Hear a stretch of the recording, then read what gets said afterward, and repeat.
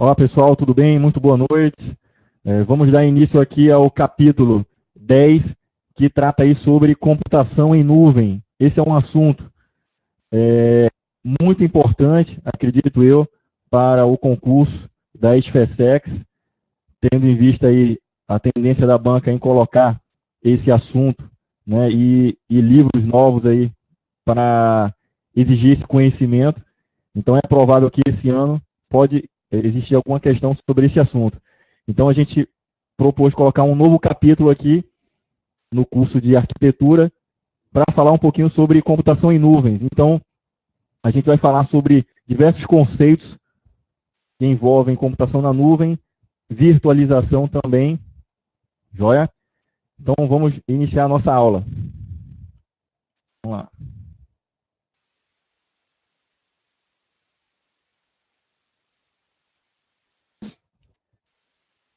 Então, pessoal, o que é uma nuvem? Olha aí, um conceito inicial. É um paradigma no qual as informações são permanentemente armazenadas em servidores internet e colocadas em cache temporários em clientes que incluem desktops, centros de treinamento, computadores de mesa, notebooks e computadores, handhelds, sensores, monitores, celulares. Esse foi um conceito realizado aqui pelo Carl Hewitt, né, num artigo da I3E em 2008. Só que esse conceito ele não foi considerado um conceito completo, né? Ele é um conceito, né, de nuvem incompleto. Por quê? Segundo alguns autores, ele não cita aí alguns elementos que dizem respeito a questões relacionadas às nuvens, né? Como, por exemplo, o gerenciamento, como é que ele é feito, a eficiência, mecanismos de fornecimento daquela nuvem, tá? E o principal é o conceito de abstração, tá?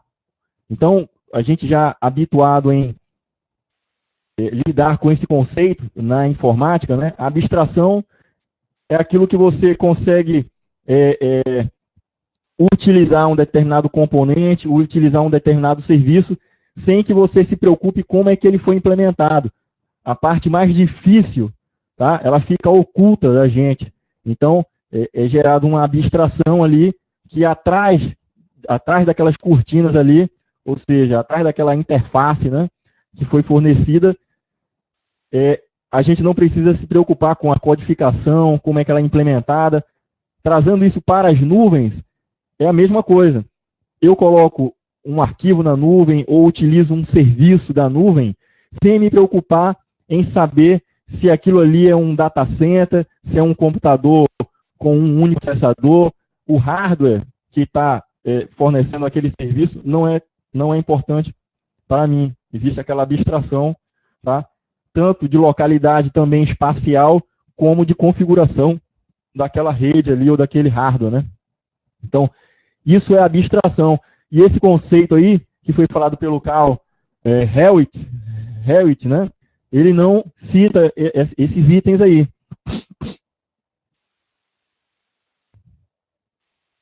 Então, ó, aí veio o Brian J.S. e o Curtis Franklin, né?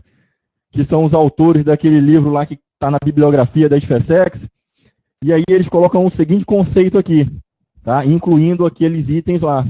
Então a gente tem, ó, que a computação em nuvem é um modelo de processamento de informações no qual recursos de computação administrados de forma centralizada, ou seja, a nuvem é abstrata, tá? Mas a administração ela parte de algum lugar, né? De um determinado serviço. São oferecidos como serviços, ou seja, ele está dando a abstração aí. Eu tô usando um serviço, tá? Então, ele não especializa muito. Ele diz, não, fornecimento de, por exemplo, um serviço web aí qualquer, né? Ou, por exemplo, um aplicativo de celular, né? Então, quando a gente instala um aplicativo de celular, onde é que está instalado aquele componente, aquele serviço? É um serviço que está sendo fornecido. Então, esse serviço tá? E são oferecidos como serviços à medida que são demandados, né? Através da rede, para uma variedade de aplicativos que permitem interatividade com o usuário. Joia? Então, esse conceito aí é um pouco mais abrangente e fala um pouquinho da abstração. Tá? Realmente você vai ver que tem parte relacionada a gerenciamento, fala sobre a abstração, que é o principal elemento que a gente pode estar classificando as nuvens, né? Então, a gente vai ver durante a aula de hoje esse termo sendo aplicado muitas vezes, porque é a essência da nuvem, né? É a abstração.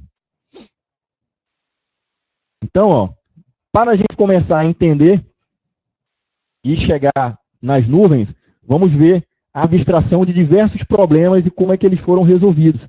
Então, a gente tem aí ó, o conceito, a abstração é a base da computação nas nuvens, pois permite o fornecimento de serviços sem que o cliente precise se preocupar como é que é feita a implementação e onde está implementado aquela solução lá, né? Então,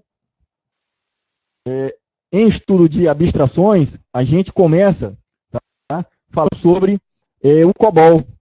O COBOL é considerado uma das primeiras camadas de administração, né, de abstração da computação. Por quê? Ele é, vamos dizer assim, a grosso modo, como se fosse o descobrimento do fogo. Então, existia apenas aquela forma de programar através do assembler, né? E aí era tudo linguagem de máquina, era difícil, o código era muito grande. Então, o que foi que aconteceu? Foi criado o COBOL com a finalidade de tentar criar uma linguagem de símbolos mais facilmente utilizada pelos programadores. Então, o COBOL é Common Business Oriented Language, né? É uma linguagem orientada ao negócio. Então, foi a primeira linguagem de alto nível, né? Porque até então era somente as linguagens de baixo nível. A primeira de alto nível que permitiu criar programas, tá? Com alto nível de programação, ao invés de uma linguagem de máquina, como o assembly, né? O assembly é a linguagem da máquina. E o assembler é o compilador, a gente já viu isso no curso da gente. Um outro nível também de abstração, que a gente às vezes nem nota, é relacionado às redes. Então, o modelo mais famoso é o modelo OSI, né? O ISO OSI. Então, o modelo OSI cria uma abstração em 7 camadas para permitir uma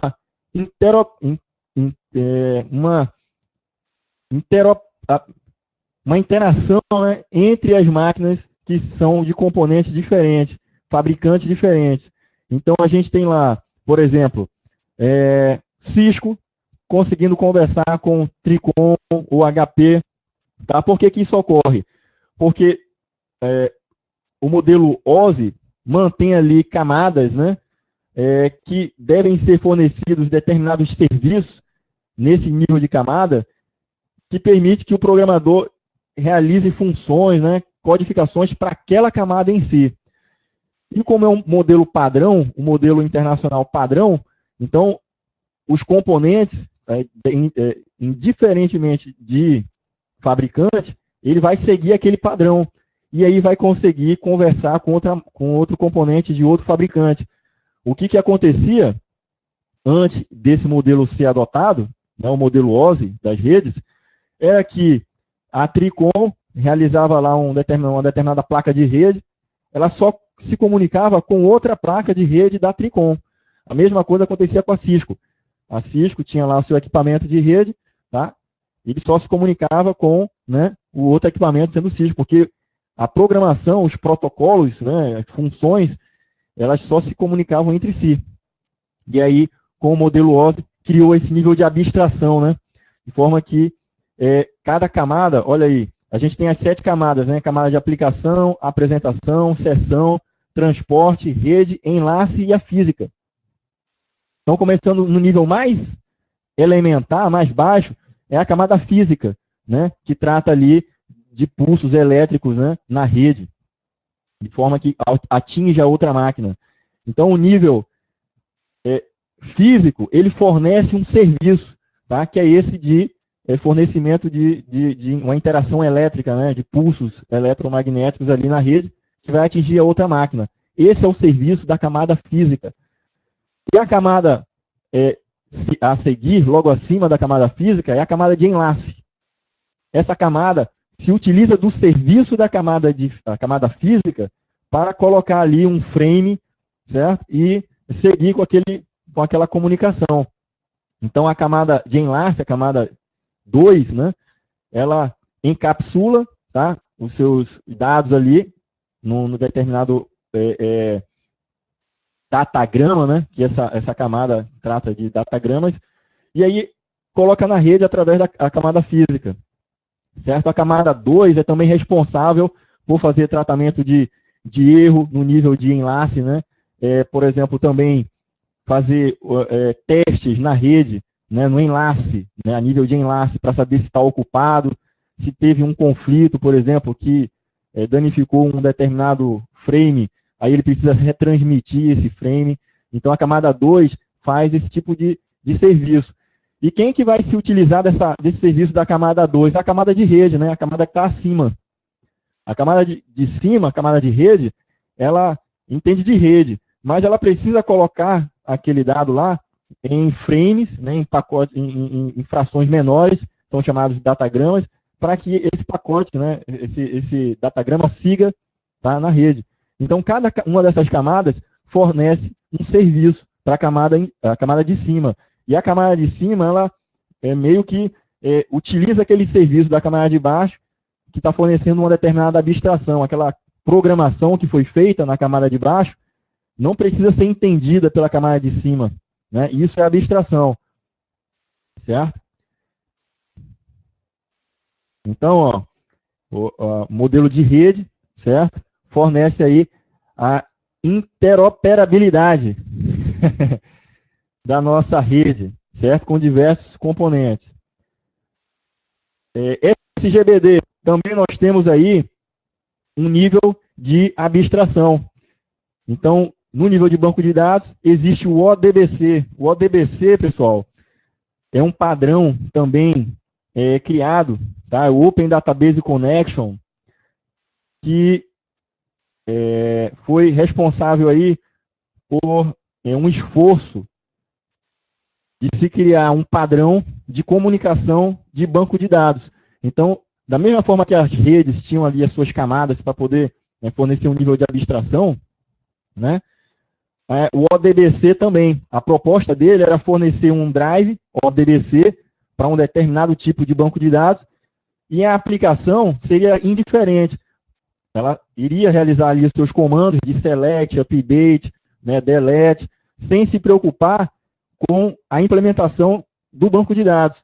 Na verdade, a linguagem SQL, ela é uma linguagem padrão, sendo que os SGBDs, né, o SQL Server, o Oracle, o Postgres, né, MySQL, tem peculiaridades, né, das suas soluções, comandos específicos ali que só funcionam naquele tipo de banco de dados. Então, acabou que essa linguagem, né, acabou se perdendo um pouco. E aí foi preciso criar uma linguagem intermediária, né, com uma abstração, né, para que as aplicações, quando fossem desenvolvidas, elas fizessem apontamentos para o ODBC. Essa era a proposta. Então, o ODBC é quem iria tratar, né, e ele sim seria uma camada intermediária entre a aplicação e o banco de dados. Caso a aplicação iria remeter para o ODBC um comando padrão de select, update, delete, né? E o ODBC estaria de converter essa linguagem padrão, tá, numa linguagem um pouco mais especializada daquele tipo de banco de dados. Então, cada fabricante ele era responsável por desenvolver o seu ODBC. Então, a Microsoft criou o ODBC para o SQL Server, né? O Oracle, um ODBC para o Oracle, né? Então, a comunidade dos seus respectivos SGBDs que desenvolviam para manter aquele fornecimento de um padrão, né? E está de acordo. Só que o ODBC, ele não deu certo. Por que ele não deu certo? Ele é muito utilizado, tá, em situações onde a gente tem que ter uma certa abstração, um determinado software, principalmente de BI, né? De ETL, são ferramentas de Business Intelligence, né? De OLAP. Então, para que a solução consiga se conectar em diversos bancos de dados, né, na sua empresa, normalmente uma grande corporação vai ter ali diversos tipos de sistemas que tem acessando ali diversos bancos de dados. Uma aplicação foi desenvolvida em SQL Server, outra em Oracle, outra em DB2. Só que na hora de trazer essas informações para serem avaliadas num nível estratégico, né, num nível gerencial de diretoria e tudo mais, é preciso juntar esses dados que são de diversos departamentos, diversos sistemas heterogêneos, né, diversos bancos de dados heterogêneos. Então, o ODBC, ele é utilizado nesse momento, para você poder fazer deixar homogêneo, né, que o sistema OLAP ali, que vai acessar aqueles diversos bancos de dados, seja transparente. Só que ele se aplica em algumas situações. A ideia do ODBC era padronizar geral o uso dele, né? Só que não deu muito certo, porque as aplicações não utilizam, né, não apontam direto para o ODBC, que deveria ser o padrão, né?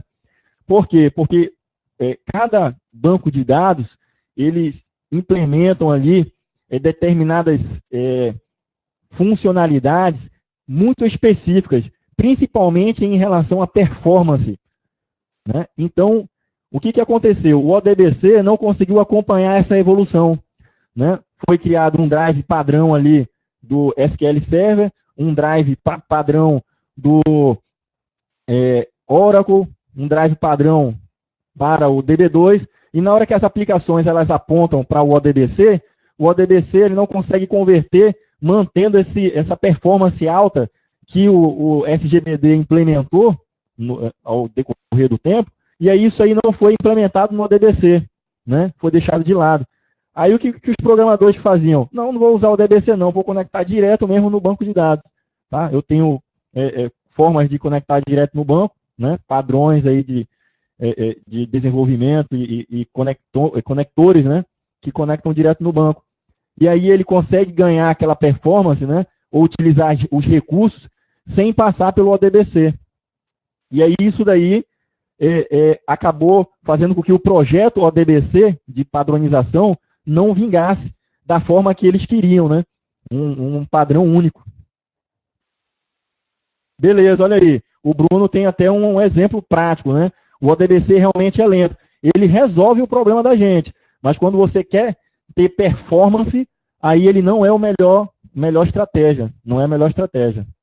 Beleza? Então, é um outro nível de abstração, a gente já viu aí. Imagens e áudio também são níveis de abstração. Se vocês observarem o material que foi disponibilizado do capítulo anterior, né, computação paralela, a gente fala lá da GPU, né, que é o Graphic Parallel Unit, né, é o processamento gráfico paralelo.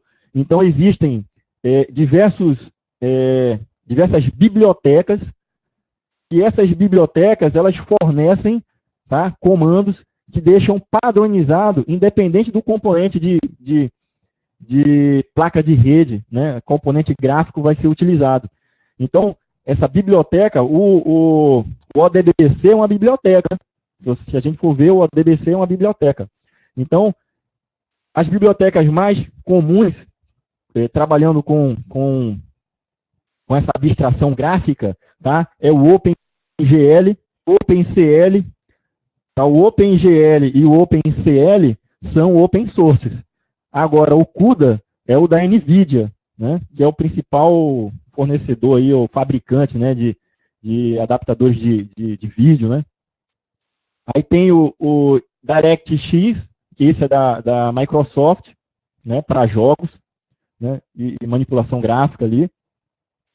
A gente tem o OpenAL, esse aí é para áudio, né? Então, são bibliotecas específicas para fornecimento de uma abstração. Aí você me pergunta assim, mas qual a finalidade? Tem tantos. Cada um que criou o seu tipo de padrão ali tem uma peculiaridade, uma funcionalidade a mais na sua biblioteca. Então, por exemplo, usar o OpenGL ao invés de usar o OpenCL vai fornecer ali um desempenho melhorado, porque ele pega uma função a mais ali. Então, no nível de concurso, não vai exigir esse tipo de conhecimento, tá certo?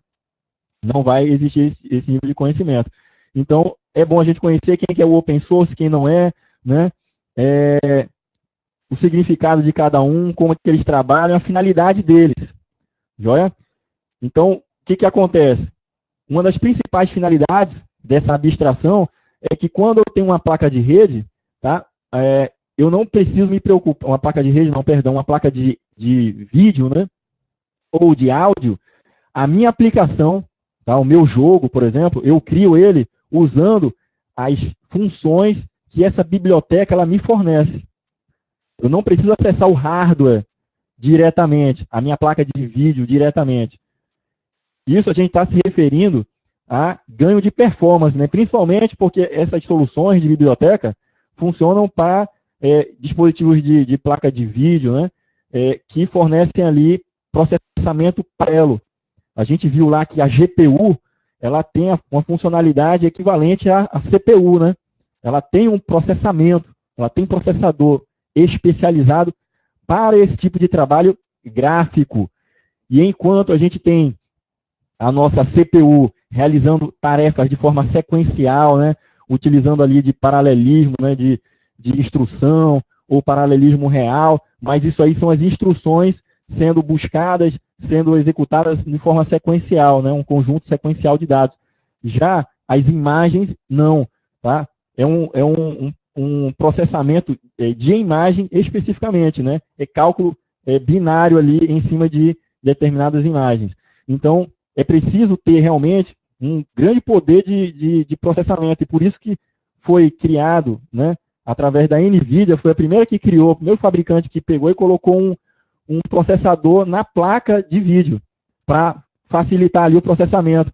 E quando ele colocou uma placa de vídeo ali, aliás, um processador na placa de vídeo, o que foi que aconteceu? Um grande ganho de performance, porque o processador da máquina, que estava processando dados de, por exemplo, sequenciamento de outros processos, né?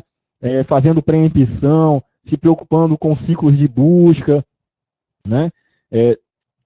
Da própria máquina, do kernel, por exemplo, ou de outras operações, não precisava concorrer com operações da placa de vídeo. Então, quando a placa de vídeo ganhou um processador, tá? Que esse é chamado de GPU, né? Graphical Processing Unit, né? Essa CPU da placa de vídeo, ela tem a capacidade de realizar essa atividade sem transferir isso daí, essa carga de trabalho para a CPU. Se não tivesse isso daí, o trabalho ia ser feito dobrado, né, pela própria CPU lá, e concorrendo com atividades do próprio sistema. Então foi uma grande sacada, né, e principalmente nos dias de hoje, quando a gente tem o conceito de nuvens, né, de servidores virtualizados, onde a gente tem uma máquina que tem diversos processadores, e se você for visualizar, você pode ter por trás ali diversos usuários que estão acessando aqueles sistemas ali, né, que estão virtualizados, e que também fazem trabalhos gráficos, né, intensos.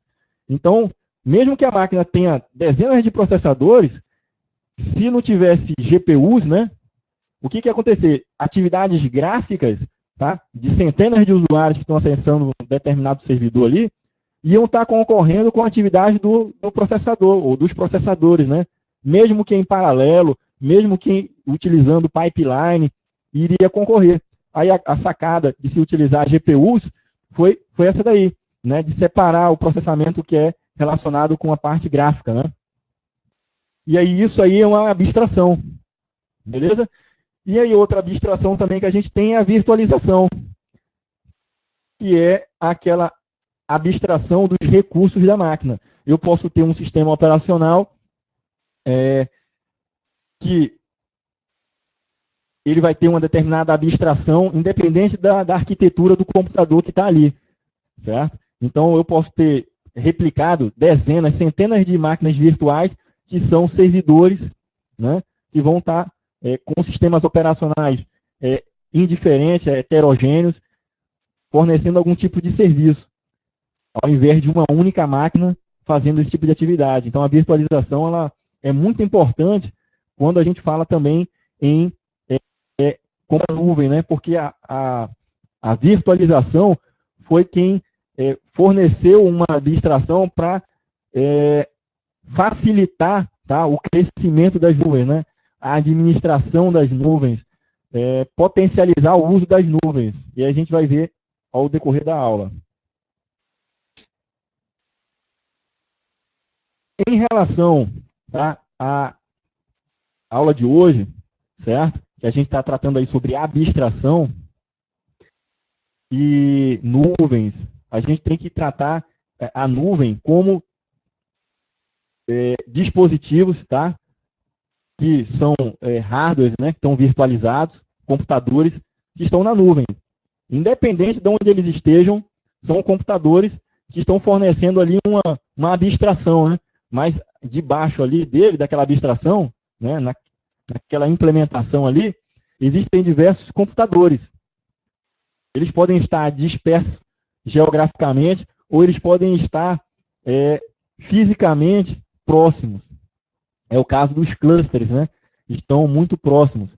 Então, é importante que a gente entenda dois conceitos que têm relação com essa questão de geográfica, né? Então, um computador que está longe, mas está conectado a outro e está fazendo um processamento paralelo, né? Ou então ele está muito próximo ali, né? Existem esses dois conceitos aí, de acoplamento e agrupamento, tá certo? Quando a gente fala em acoplamento, pode ser um acoplamento fraco ou acoplamento forte. A gente viu que no capítulo anterior, o nono, a gente tem lá a computação compartilhada, né? A memória compartilhada e a computação distribuída, né? Que a memória é distribuída. Então, quando a gente tem a memória compartilhada, você tem obrigatoriamente ou um processador ou diversos processadores em uma única máquina. Tá? Então, esses processadores estão compartilhando esse recurso chamado memória. E é uma memória única na máquina ali, por isso que ela é compartilhada.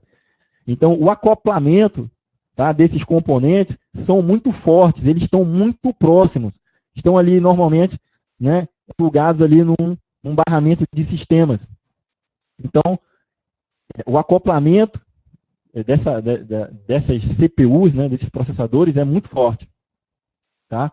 Então, a gente pode ter aqui, ó, fortemente acoplado, né, geralmente indica que a memória é compartilhada, ou seja, é uma máquina, a gente está falando de um computador apenas, com vários processadores. Né? Fracamente acoplado, geralmente indica que a memória ela é distribuída, ou seja, ela é distribuída em diversos computadores remotos.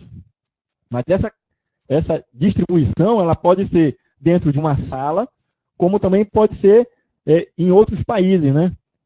Quando se fala em computação distribuída, tá?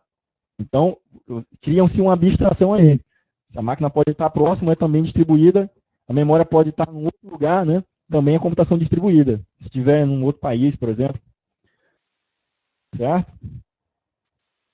E a gente tem um conceito de agrupamento, tá? Parece a mesma coisa, né? Acoplamento, agrupamento, mas não.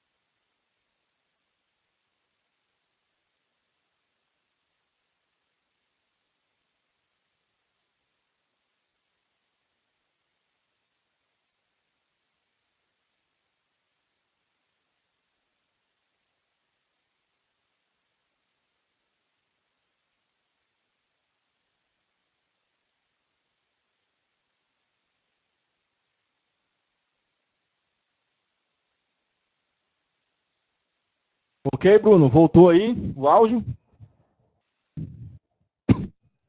Beleza, então. Então, quando se refere a... Pessoal, pergunto, a gente parou... Tá, beleza. Então, acoplamento, ele se refere a memória compartilhada, tá? Então, tá muito próximo ali, fortemente acoplado, ou pode ser distribuído. Aí, automaticamente, são computadores, né, geograficamente espalhados, ou distantes, né? Agora, agrupamento, normalmente tem uma proximidade de conceito, mas o agrupamento, ele se refere somente a computadores, tá? Que estão geograficamente separados. Eu não tenho o conceito de processadores fortemente agrupados, não tenho, tá? Eu tenho acoplados, tá certo? Então, ó, quando a gente tem agrupamentos, então normalmente está se referindo à computação distribuída, apenas, tá? Então eu tenho agrupamento de computadores, tá? Agrupamento de computadores. Eu não,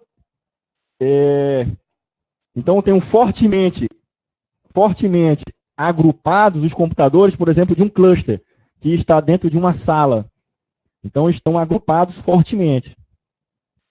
Eu posso dizer que eles estão fracamente agrupados quando eu quero me referir que eles estão distantes, né?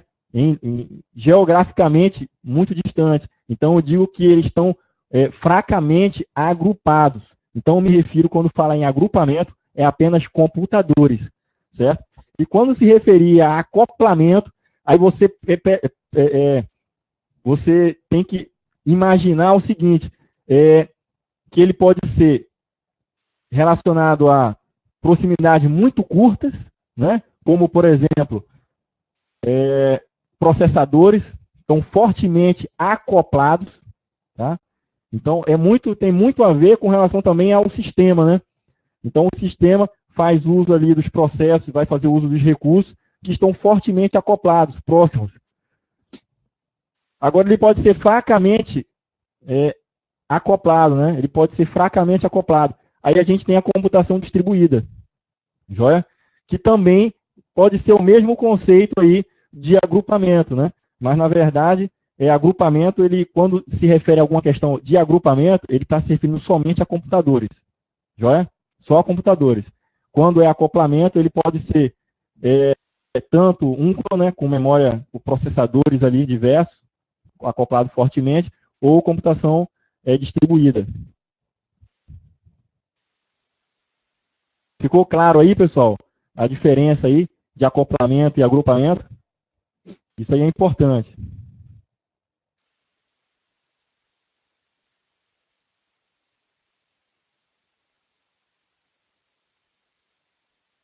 Tenente, um cluster de servidores de aplicação que usam um storage centralizado estão fortemente agrupados, porém fracamente acoplados. Perfeitamente. Perfeitamente. A gente tem os computadores, está tudo dentro de uma única sala, né? Tudo dentro de uma única sala. Então, eu vou ter, em relação aos processadores desse nosso servidores que estão no cluster, eles estão fracamente acoplados, né? A memória está distribuída em diversos computadores, por isso que é a computação distribuída. Então, está lá, é fracamente acoplado. Mas em relação a agrupamento, eles estão muito fortemente agrupados, porque estão muito próximos. Joia? Ao passo que, se eles estivessem em regiões geográficas separadas aí por quilômetros, ou seja, a gente teria que eles estariam fracamente agrupados. Né? Ainda seria fracamente acoplados, mas fracamente agrupados. Beleza, pessoal? Ficou mais claro com esse exemplo aí?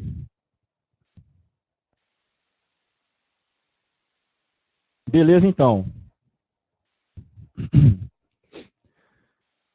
Aí vamos falar um pouquinho sobre níveis de paralelismo.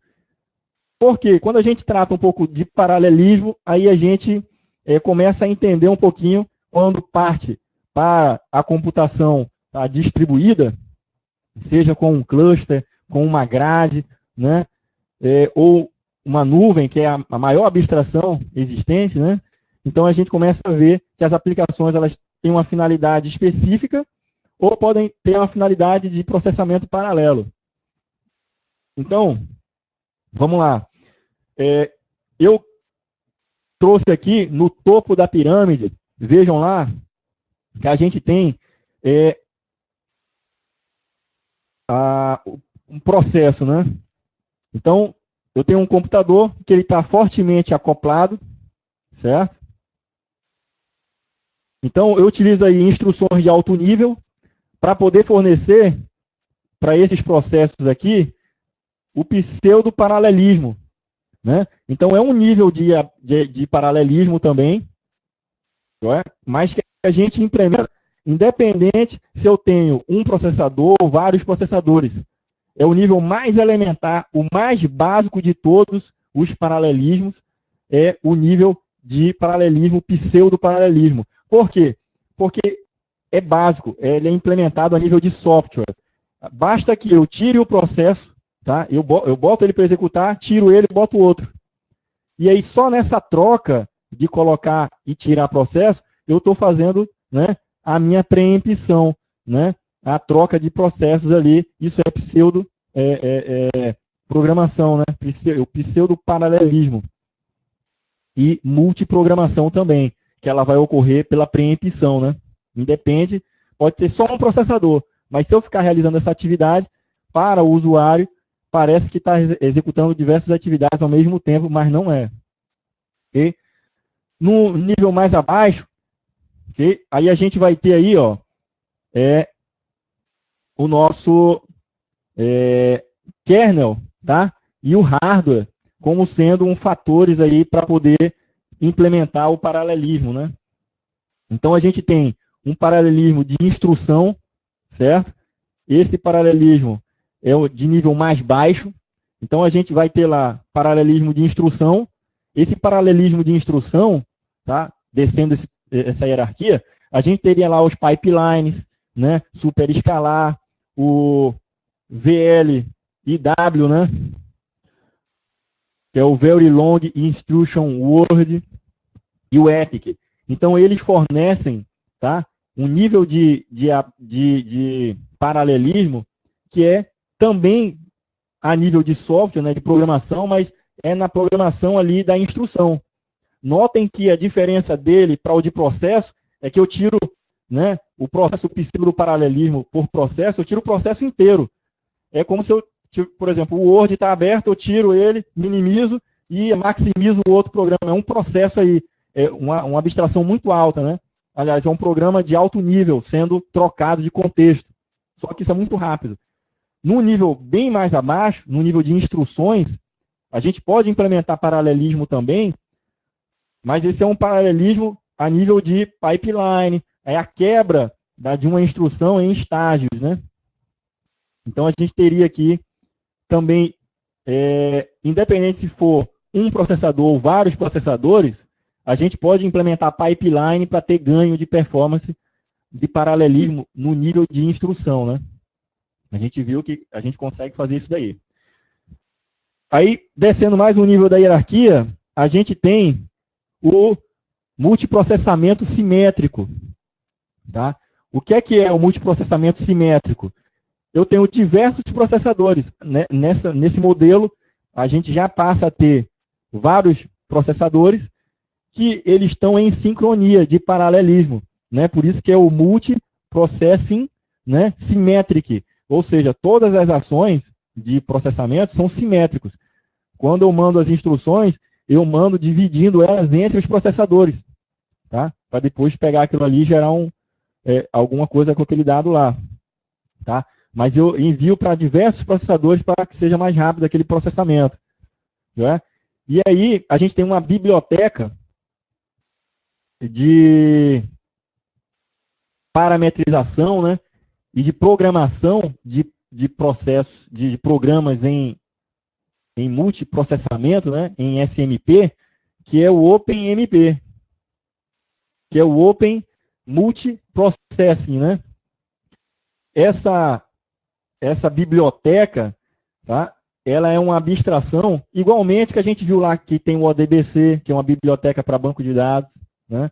A gente tem o OpenGL, o OpenCL, o CUDA, o DirectX, né? Que fazem a abstração para processamento gráfico. Então, você me pergunta assim, e esse OpenMP, qual é a funcionalidade dele? É ele criar essa abstração de eu ter uma biblioteca padrão, que aí o meu sistema operacional, ou o meu kernel, né, no caso o kernel, quando for feita a programação para ele acessar um determinado processador, ele cria essa abstração e os comandos que sejam dados para ele, por exemplo, as chamadas de sistemas, quando são repassadas para o OpenMP, ele é que é responsável por enviar aquele sinal para um processador que é AMD, por exemplo, da AMD.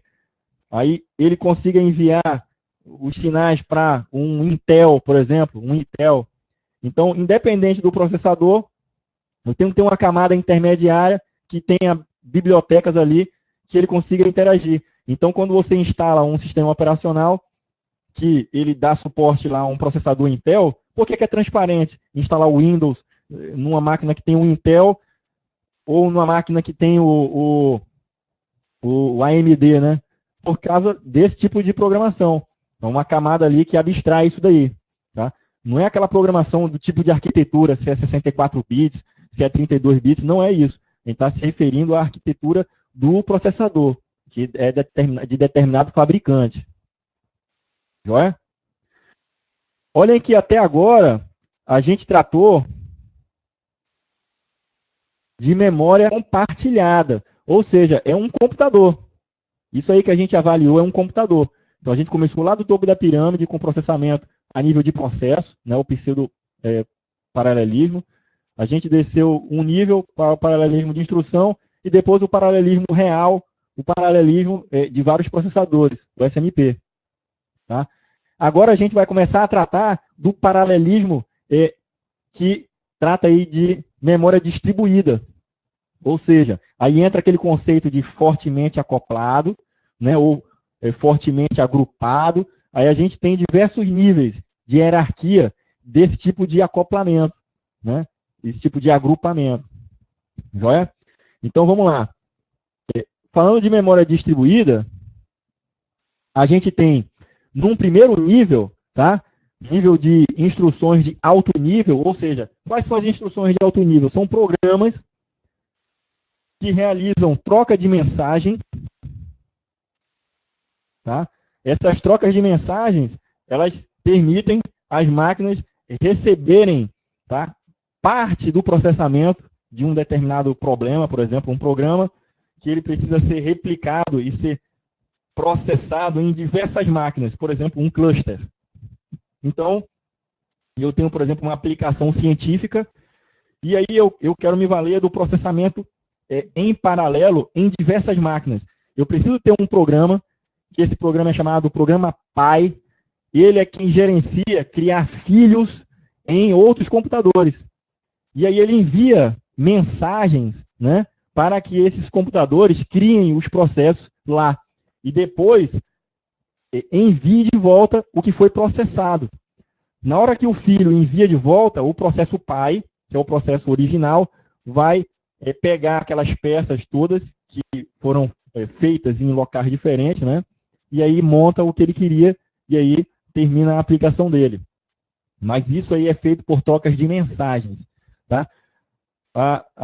A biblioteca mais conhecida de troca de mensagens é o MPI, tá certo? Então, num primeiro nível, tá, desse software especializado para a troca de mensagens, a gente tem os clusters. Aí eu falo do cluster em High Performance Computing, né? Então, ele é um computador que ele vai estar fortemente agrupado, tá, numa única sala, né? Normalmente uma sala, não necessariamente. Então, se cair uma prova dizendo, ele efetivamente está no mesmo local. Não, pode estar num outro departamento. Ele pode até estar geograficamente distante, mas a metodologia de conexão dele é tão rápida que é como se ele estivesse do lado ali, entendeu? Por exemplo, uma fibra ótica. Então, você afirmar que está na outra cidade, o outro nó do cluster está numa outra cidade, está a 20 quilômetros. Isso aí pode ser considerado fortemente agrupado. Eu posso considerar, porque se aquela comunicação ela é de forma tão rápida, mas tão rápida, que seria como se ele tivesse do lado um do outro. Tá? Não teria uma perda, uma latência muito grande que justificasse.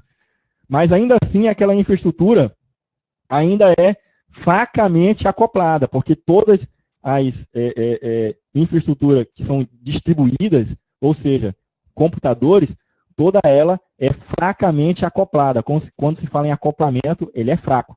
Tá? Só quem é forte é a computação compartilhada, né? É a memória compartilhada. Quando fala em computação distribuída, é fracamente. Aí vai descendo os níveis, né? Fracamente, é depois muito fracamente. À medida que você for se distanciando do seu, né, os nós, né, que contemplam ali aqueles computadores que trocam mensagens, à medida que eles vão se distanciando, à medida que vai ficando mais lenta, né? Na verdade, é a latência, né, que indita isso aí. Então, à medida que ele vai se distanciando, vai tendo uma latência maior, aí eu vou ficando mais fraco ainda. O acoplamento vai enfraquecendo mais ainda. Então, num segundo nível aqui de memória distribuída, a gente tem computação em grade. Tá? Então, ela é fraquíssima em relação a acoplamento. Veja que um cluster é fracamente acoplado. Quando eu me refiro a computação em grade, aí ficou fraquíssimo. E aí, se eu for levar uma abstração muito maior do que uma grade, por exemplo, a nuvem, aí é porque ela realmente tem um nível de acoplamento que é, vamos dizer assim, super, hiper, né, fraco em relação a acoplamento, né? E em relação a agrupamento, aí segue também o mesmo conceito, né? Lembrando que quando eu tenho os meus dispositivos, né, minhas máquinas mais velozes, mais próximas, né? Então, normalmente se diz que geralmente, né? Então você vai ver que geralmente a gente tem uma velocidade mais próxima, ele está fortemente agrupado. E à medida que vai se distanciando, né? Essa latência vai aumentando, aí a gente vai ter esse agrupamento enfraquecido. Tá joia? Então, muito cuidado com questões de prova relacionadas a isso. Esses conceitos de acoplamento, que é para memória compartilhada, né? Multiprocessamento, e computação distribuída, né? Com acoplamento, que sempre vai ser fraco, mas o agrupamento pode ser forte ou fraco. Tá?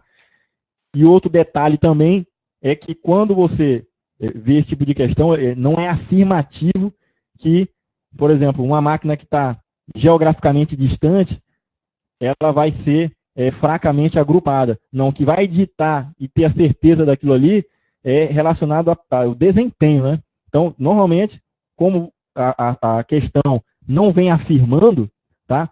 Ele pode dizer que está geograficamente distante, está em outra cidade. Então, ele tem que botar um termo ali dizendo mais ou menos o seguinte: normalmente, né, geralmente, pode ser, né, que seja fraco. Por quê?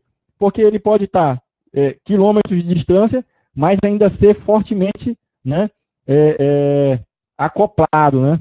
Mas agrupado, ele se refere, né, o acoplamento se refere à velocidade ali, né? Que ele, aliás, o acoplamento é fracamente acoplado. O agrupamento é que vai ficando distante e aí ele vai sendo mais espassivo, né? Mais fracamente agrupado.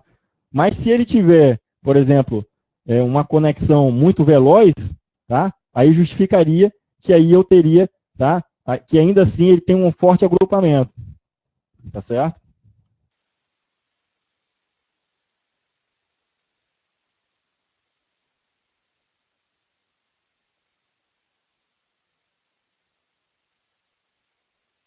Exatamente, Débora. é necessário outros tipos de parâmetros para que você consiga avaliar e ter a certeza daquilo ali. Tá bom?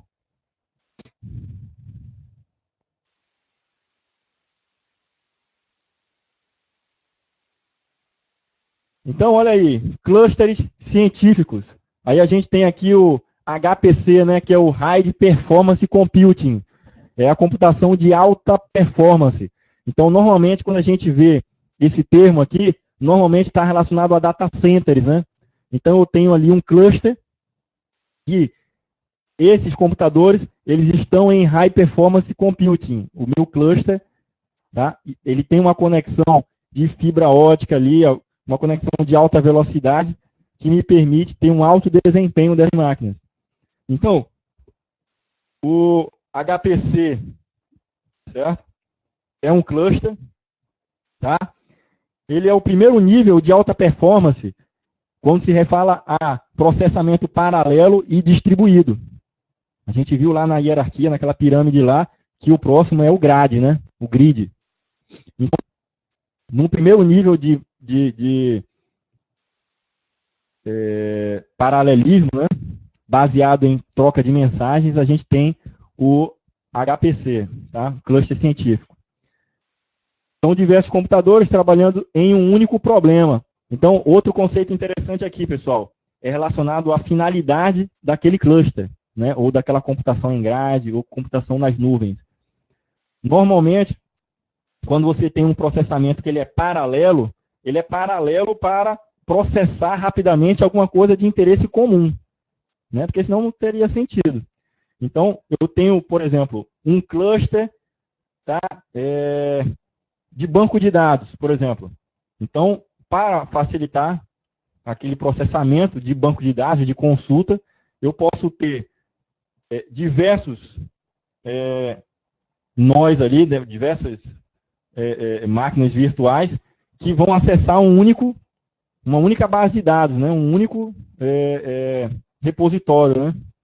Um único storage. Então, o que pode acontecer? Eu vou ter, certo?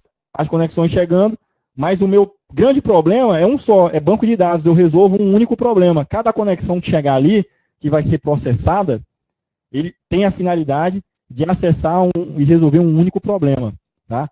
Eu sei banco de dados, mas pode ser também uma aplicação, um web service, por exemplo, uma página de internet, né? um serviço web que é acessado por centenas de milhares de pessoas, por exemplo, da Receita Federal, quando você vai enviar lá a declaração. Então, precisa ter um computador, aliás, um conjunto de computadores num cluster ali, com um poder de processamento muito grande e também um poder de distribuir aquela carga entre os parceiros ali. E isso tem a finalidade de resolver um único problema, certo? Também acontece de realizar ter um programa para resolver um cálculo muito específico, e aí você divide esses pacotes em diversas máquinas, para que depois você junte esses pacotes e aí junte nesse programa maior. Então, ó, o HPC é fracamente acoplado, mas fortemente agrupado. Ou seja, as máquinas estão muito próximas ali da administração, né, daquele cluster. Geograficamente, eles estão próximos, certo? Então, é aquela questão, eles geograficamente estão próximos, mas aquele cluster, tá, ele pode estar, um nó está numa sala, o outro nó está no outro prédio, certo? Ali, 500 metros. Isso aí pode ser considerado que está distante, está fracamente agrupado? Não, não posso dizer que é fracamente agrupado. Agora, se ele estiver sendo ligado ao outro prédio, ou até a sala do lado, se ele estiver sendo ligado com um cabo, que esse cabo é, por exemplo, um cabo coaxial, a rede, né? Não a rede de alta performance, de alta velocidade. Então, ali ele vai estar fracamente agrupado. Tá?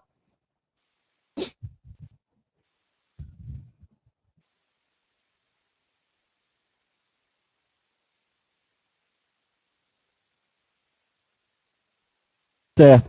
Caso um dos nós daquele cluster fique indisponível, o processamento passa a ser realizado por outro nó, né? Então, essa é uma das finalidades do cluster, né? Além de poder dar um processamento maior, você também pode dar alta disponibilidade. Então, o usuário está realizando uma acessando uma aplicação lá, por exemplo, envio do imposto de renda. Está lá, você está conectando, está processando ali alguma coisa, está enviando. Aí deu erro, porque um dos clusters ficou fora, um dos nós do cluster ficou fora. Então, bem na hora que você estava conectado nele, naquele nó, né, na hora que se conectou, foi direcionado para um computador. E aí, ele deu problema, ficou fora. A sua conexão vai cair, a não ser que ele tenha lá um mecanismo de bypass das conexões, né? Existe esse tipo de solução. Então, as sessões abertas naquele computador, elas são transmitidas, o processamento é enviado para o outro, transparentemente. Não vai cair a tua conexão, não tem erro nem nada.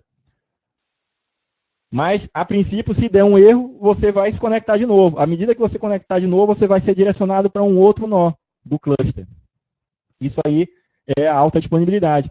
Aí você me pergunta, aí relacionado ao processamento, se a grande vantagem de eu ter processamento paralelo, ou seja, várias máquinas, se uma delas falhar, eu vou perder, você vai perder um nó do cluster. Se você tiver só dois, aí paciência. Se você tiver perdido um dos nós e você só tiver dois nós nesse cluster, aí você passa a ficar operando com uma única máquina. E aí você não vai ter paralelismo daquela operação.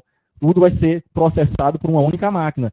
Aquele processo pai não vai poder distribuir para outras máquinas. Eles só tinham duas, uma caiu, ficou uma só. Agora, se você tiver 10 máquinas e duas cair, você ainda tem 8 para processar paralelamente aquela aplicação em 8 máquinas diferentes. Tá joia? Vamos lá. A comunicação, tá, em clusters, tipo HPC, né, High Performance Computing, é síncrona. Normalmente é síncrona. Tá? A gente não pode afirmar que é 100% ou sempre síncrona. Por quê? Porque essa atividade ela é realizada pelo programador. O programador que criou aquele processo, né, de enviar para outras máquinas, ele pode dizer, não, eu não quero sincronismo. Caso uma máquina pare aqui, aquele processamento que ela estava fazendo pode ser retomado num outro momento, ou então as máquinas, mesmo estando fortemente agrupadas nesse cluster que está próximo, né, eu quero que cada computador que receba uma tarefa, ele faça individualmente aquela tarefa e o computador, que é o computador que está esperando receber aquele feedback, ele possa realizar outras operações e não ficar esperando. Porque o que é o síncrono, né? O síncrono é o processo pai, ele inicia um processo e aí ele, para poder ganhar performance, ele vai mandar para outros computadores aquele processamento. Porque o programa que foi habilitado para essa troca de mensagens, né, para mandar uma parte de processamento para outra máquina, na verdade são as instruções que ele vai executar, né, parte daquele programa, no computador 1, 2, 3 e assim sucessivamente. Aquele processo pai, ele para o processamento dele ali e ficar aguardando aquele processamento terminar nos filhos e ele receber para poder continuar as etapas dele. Então, é como se eu tivesse, lembra lá daquele ciclo de busca, execução, né? Então, eu tenho um ciclo seria mais ou menos assim, o processo pai inicia um processo no computador, ele envia uma requisição para o processamento ser feito num outro, aí ele fica aguardando. Depois, ele vai receber os dados para continuar o processamento dele. Isso é síncrono. Mas eu não posso garantir que sempre, em cluster, vai ser nessa forma de síncrono. Porque eu posso muito bem ter a programação desse processamento de envio de mensagem para outros computadores sendo realizado de forma assíncrona. Então, normalmente, a gente vê ela sendo empregada de forma síncrona. Mas muito cuidado com isso aí, viu? Outra coisa também é relacionado a homogeneidade e heterogeneidade. A gente tem, tá, que o cluster está fortemente agrupado e aí normalmente ele é heterogêneo, certo? A gente tem lá que quase sempre a gente tem os computadores, né, a arquitetura de forma heterogênea, tá? Então, eu posso ter uma máquina, um hardware aqui que tem um processador Intel, tem uma placa de rede Tricom, então uma máquina totalmente diferente daquela outra máquina ali, tá? Elas vão realizar atividades, tá, em conjunto, através da troca de mensagem. O processo pai envia para o computador dizendo assim, olha, faz esse cálculo aí, gera esses dados aí para mim e me envia. É transparente, ele não precisa saber que ali tem 10 processadores, se tem um só, né? Se tem, não precisa saber da definição daquela máquina lá. Joia? Então a gente tem aqui, ó, um cluster em High Performance Computing, e aí a gente tem esse computador, cada um é um computador diferente, né? Então esse computador, eu tenho uma memória que é compartilhada com diversos processadores, né? Processador 1, 2, 3 e 4. Então, em relação a esse computador aqui, o computador 1, esses processadores estão fortemente acoplados, né? E também fortemente agrupados, né? Só que o termo agrupamento normalmente está relacionado a computadores, né? Então, a gente tem um outro computador aqui, certo? Vou chamar ele de 2. Então, a mesma coisa, ele tem a memória que é compartilhada entre diversos dispositivos que estão fortemente acoplados. Agora, o computador 1, em relação ao computador 2, eles estão, certo? Com memórias que estão distribuídas. Se aqui no computador 1 iniciar um processo de processamento paralelo, por exemplo, e aí ele solicitar para o computador 2 realizar uma determinada tarefa, que ele vai ficar aguardando para receber e continuar o processamento dele, essas memórias, tá, que vão ser calculadas no computador 1, os processos lá no computador 1, e depois os processos lá no computador 2, são memórias distribuídas, estão distantes, né, uma da outra. Então, por isso que ela é fracamente acoplada, tá? Os dispositivos, né, e essa memória é fracamente acoplada, e por isso que é uma computação distribuída. Já? Mas esse cluster em HPC, ele tem uma rede de alta performance. Agora, para garantir essa rede de alta performance, aí eu vou ter conexões de fibra ótica, né, ou outros tipos de conexão, por exemplo, até uma arquitetura que você olha, pensa que o hardware lá é um único computador, mas na verdade ali dentro tem vários computadores. Na verdade, ele está usando um barramento especializado ali para poder se conectar ao outro computador, né? Na verdade, não precisa nem ser uma conexão de rede propriamente dita, tá? Normalmente é. Tá?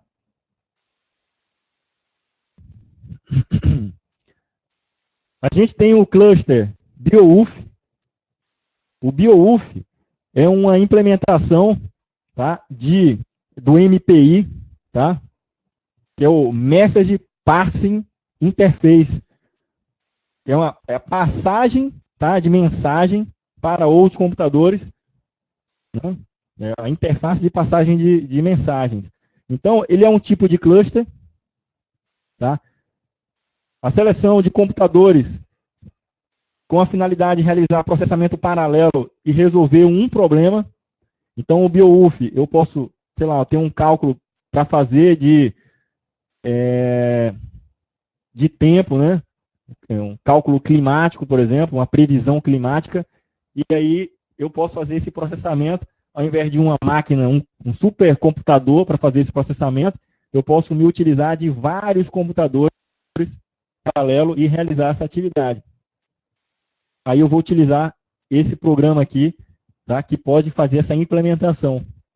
Então, ó, distribui o processamento, né, de uma aplicação, ou seja, uma aplicação é um problema a ser resolvido. Utiliza o MPI, resolve um único problema, acabei repetindo, e ele implementa aquele conceito de pai-filho. Ou seja, eu tenho um processo gestor, ele é responsável pelo programa em si, todo o programa, ele sabe tudo que tem que ser feito, e ele, por ser esse gestor, ele sabe quem é os computadores que fazem parte desse cluster Beowulf, e ele pode passar essa atividade para ser processada em outras máquinas e ficar aguardando aquele resultado chegar para ele continuar a atividade dele. Né? A gente tem o conceito de scheduler. O que é o scheduler? O scheduler é o agente que é responsável em cada um dos nós por dar o recurso para aquele processo. Então, por exemplo, eu tenho lá o Beowulf, né? Aí ele tem um computador, que é o computador pai, né? Que está gerindo aqueles processos. E eu tenho diversos computadores que estão ingressos nesse cluster, né? Então, eu vou lá, para que ele esteja ingresso, eu tenho que instalar esse scheduler. O scheduler é o programa que vai ficar lá, é um daemon, vamos imaginar assim, né? Na linguagem do Linux. Ele é um programa que fica lá aguardando que o cluster que tem o processo pai envie para ele uma requisição. Aí vai chegar para ele lá um código, né, que é o programa que ele vai ter que rodar lá naquela máquina, naquele nó. E aí o scheduler, ele vai poder, de acordo com o processamento da máquina, né, porque existem outros processamentos, existem outros, o sistema operacional está ali, o kernel está funcionando, né, tem outras atividades, que aquele processo que está chegando, que é o processo filho,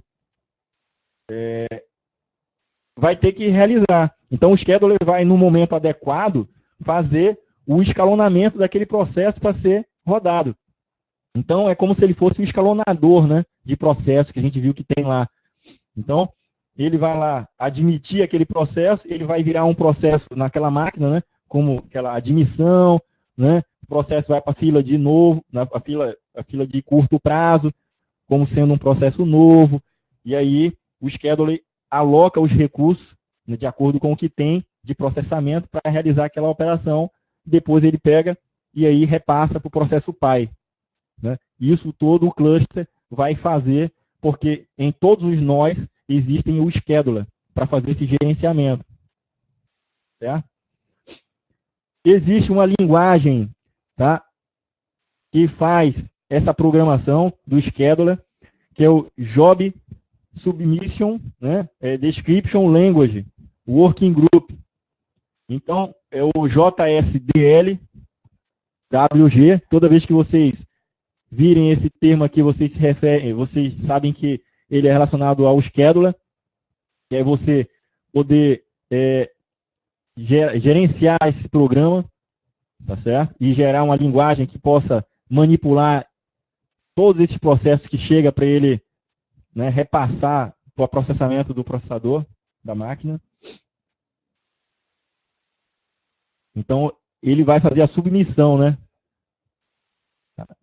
Então, ele é um descritor de submissão de jobs. É um eixador de jobs, tá certo? Aí a gente, ainda nesse mesmo nível de Beowulf, que o Beowulf é um programa, né? É uma implementação de passagem de mensagem para cluster, né? E aí a gente tem aqui a computação em grade, que é o conceito, né, que também o Beowulf está inserido. Então, ele utiliza lá a computação distribuída, como se fosse um supercomputador virtual. Não é? Ele é debilmente acoplado. Então, esse termo debilmente, a gente já supõe que é fracamente acoplado. Né?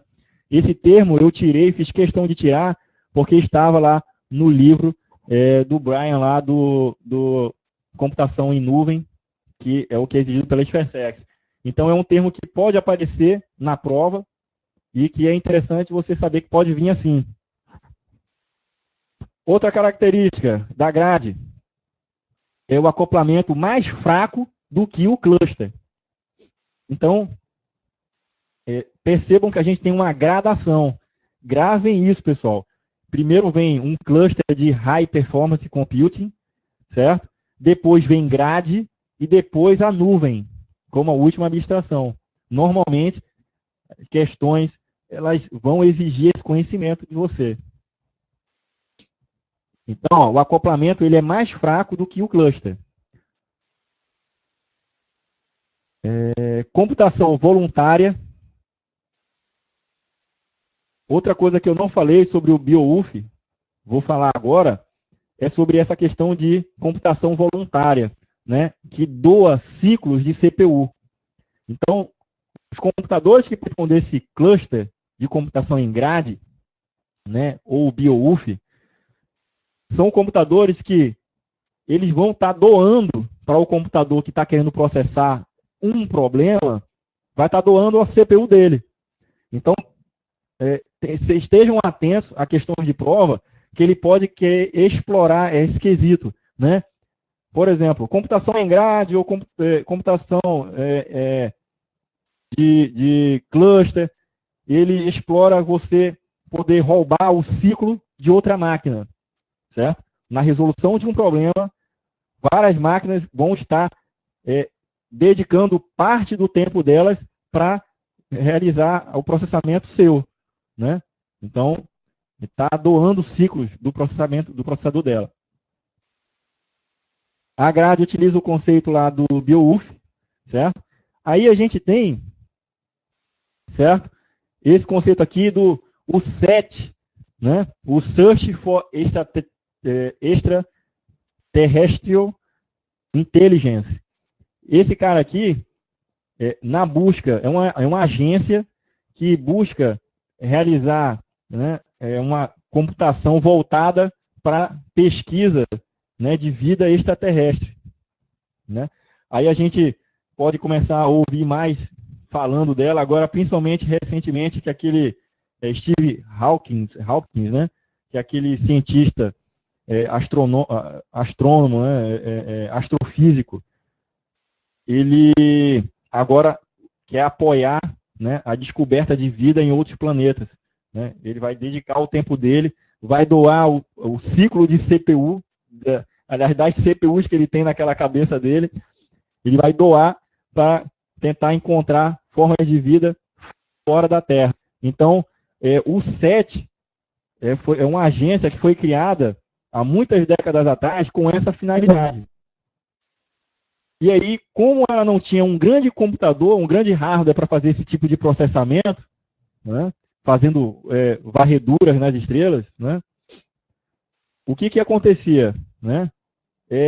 Ele não tinha a capacidade, né, de fazer esse processamento, então ele se utilizou dessa computação em grade, né, para poder solicitar aqueles usuários que pudessem colaborar com esse projeto, de que eles realizassem o processamento nas máquinas deles. Então, se eu sei que por exemplo, eu tenho minha máquina, que ela fica ligada, no momento que ela está lá em proteção de tela, não está fazendo processamento nenhum, ou seja, o computador está ocioso. Meu computador desktop, né, de usuário, está ocioso. O que é que eu posso fazer? Eu posso colaborar com esse projeto. Entro lá no site, vejo como é que instala algum componente ali, que é o software, né, o scheduler, que vai poder estar instalado ali, e aí ele vai fazer aquele processamento ali de tarefas para resolver um único problema, que é encontrar vida fora da Terra. Então, o que acontece? Esse conceito aí de distribuição, né, dessa tarefa teve bastante sucesso, né, principalmente porque visa aí fazer esse compartilhamento de CPU. Quando o projeto iniciou e o exército americano, né, ele endossou apoio para essa iniciativa aí, até porque eles têm interesse, né, interesse direto, né, principalmente a NASA ali, né, fazendo exploração espacial. Então, o governo americano, no início do projeto, ele ajudou, né, tinham supercomputadores ali para poder fazer esse apoio. Só que a comunidade que pesquisa esse tipo de assunto, ela é internacional. Ocorre que o assunto que era de interesse específico, né, militar, dos americanos, passou a ser um assunto comum para outros países. Aí como diversos outros cientistas de outros países começaram a colaborar, eles não poderiam fazer o uso de entrar em instalações militares americanas, né, fazer uso de códigos, né, implementar códigos, mudanças naqueles códigos que estavam sendo processados nos supercomputadores lá militares. Aí o que foi que aconteceu? O SET teve que abandonar esse apoio que o governo americano, né, as Forças Armadas, né, americanas, davam para esse projeto, e aí eles tiveram que fortalecer justamente essa computação em grade, né? Ao invés de usar um supercomputador para essa finalidade que fazia, né, eles tinham que escolher, ou continuavam fazendo uso desse supercomputador, que dentre alguns poucos anos ele ia ficar obsoleto para aquela atividade, ou então, né, abrir as portas para outros cientistas poderem colaborar e, com isso, ter uma computação distribuída, né? Então, a escolha do SET foi justamente essa, deixar com que outros cientistas participassem, né, continuassem a participar, na verdade, né, porque eles foram barrados de participar quando se começou a utilizar máquinas militares. Então, a partir daí, que foi fortalecido esse uso de computação em grade. Então, esse projeto do SET foi o projeto que mais deu vulto, né, à computação em grade. E aí a gente começa a visualizar as nuvens, né? O agrupamento de computadores já está ficando fraco, eu tenho mais distanciamento, eu tenho um grupo de usuários que colaboram com o SET, que está aqui no Brasil, outro está lá na Inglaterra, tem um grupo lá na China, no Japão, cada grupo, né, pode colaborar. Você pode colaborar com o projeto, estando em qualquer país. Então, você já começa a ver, né, aqueles conceitos de nuvem, né, de abstração, de um processamento, que ele independe da localização geográfica onde ele se encontra. Então, quando a gente fala em computação distribuída, você começa no cluster, aí começa depois a enfraquecer esse agrupamento e perceber que vão se distanciando as distâncias, né, geográficas, mais colaboração, mais processamento, né, a nível global, e aí a nuvem começa a ganhar força, né? Começa a ganhar força. Tá, o conceito de nuvem. Outra coisa da grade, tá, é que ela, normalmente, ela é multiplataforma em relação ao sistema operacional. Então, eu posso ter um colaborador desse projeto do SET em grade, que está lá na China, ele utiliza o Apple dele ali, aí tem um cara lá nos Estados Unidos, que ele utiliza o Linux, outro aqui utiliza o Windows, e assim essas milhares de máquinas, ou milhões, eu não sei a quantidade que já se encontra, consegue fazer esse tipo de trabalho, independente do sistema operacional que está ali. E essa comunicação, tá, normalmente ela é assíncrona, diferentemente do cluster, que está fortemente agrupado, normalmente ela tem que ter um sincronismo, né? A aplicação ela demanda uma muito rápida de resposta, né? Eu estou aqui, estou acessando o meu home banking, né? E estou vendo lá meu extrato bancário, mas está num cluster lá atrás, tem um cluster que está processando tudo aquilo ali, né? As páginas web, né? A aplicação, o banco de dados. Então, não pode ser, por exemplo, assíncrona. Eu não dou um comando aqui e aí fico aguardando e aí vou tomar um cafezinho porque um cluster, né, é assíncrono. Não. Pode ficar lento? Pode, mas aquela operação é síncrona. Ela pode estar lenta lá porque está aguardando alguma coisa, tá?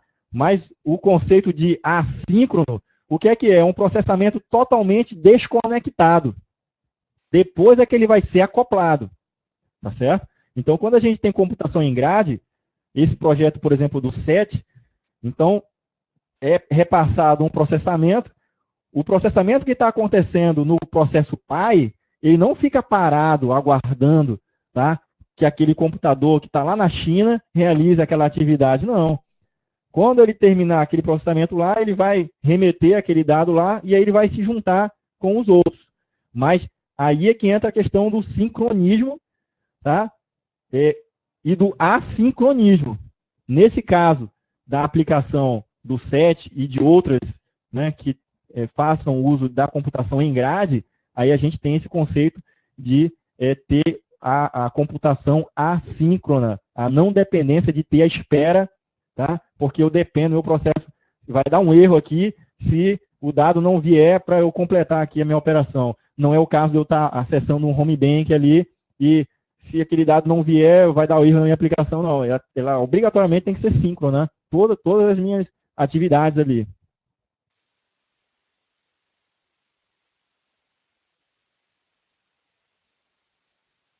E aí, a gente vai no conceito das nuvens, que aí gerou aquela abstração com um agrupamento mais distante ainda, mais fraco ainda, né, de todos, e gera aquela abstração que independe de localização, né,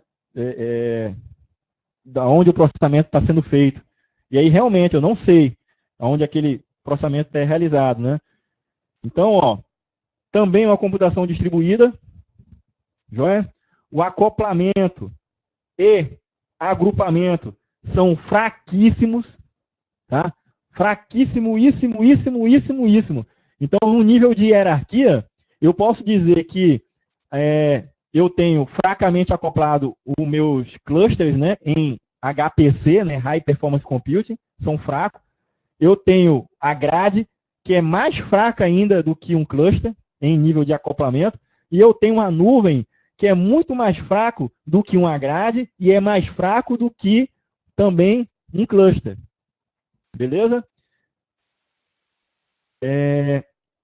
A nuvem tem a finalidade de fornecer mobilidade, economia e abstração.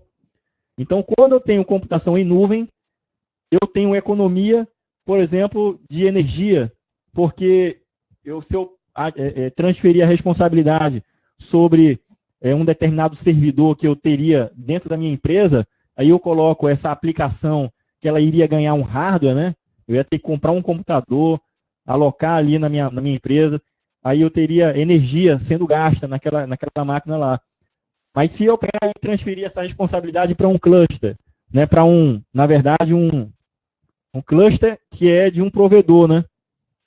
Transferir essa responsabilidade para as nuvens, né, de um fornecedor de serviço. Então, o contrato, ele que vai gastar com energia. Eu não me preocupo com isso, não. Beleza? E até uma diminuição de custo para mim e para ele também. Aí também tem o conceito da abstração. Esse conceito aqui, ele anda muito fortemente acoplado com as nuvens, né? E muito fortemente agrupado. Ele é agrupado e acoplado com as nuvens, tá? Esse termo abstração, né? Nas nuvens, a gente tem 3 conceitos de tipos de finalidade, né? De propósito de uma nuvem. Então, a gente tem software como serviço, tá? Então, quando eu vou utilizar o serviço que está na nuvem, eu posso me valer do uso de software. Por exemplo, o meu Android, o meu celular, quando eu quero instalar um aplicativo, né, de mensagem, de bate-papo, eu vou lá instalar o WhatsApp. Pá, onde é que está o WhatsApp? Qual servidor? Quais servidores? Está na nuvem, né? Qualquer aplicativo, ele está na nuvem. Então, independe da máquina ou geograficamente, não interessa essa informação. Eu uso o serviço. Está sendo fornecido o software. Eu não me preocupo em ver como é que ele foi implementado. Em nenhum momento eu interajo com configuração, né? Eu interajo com parametrização do serviço, com custos de energia, enfim. Tá? Isso aí é software como serviço. É o provedor me fornecendo um software pronto, completamente pronto. Eu posso ter uma infraestrutura como serviço, então eu posso ter um fornecedor, um provedor, que ele vai me fornecer uma infraestrutura para eu poder implementar ali um servidor.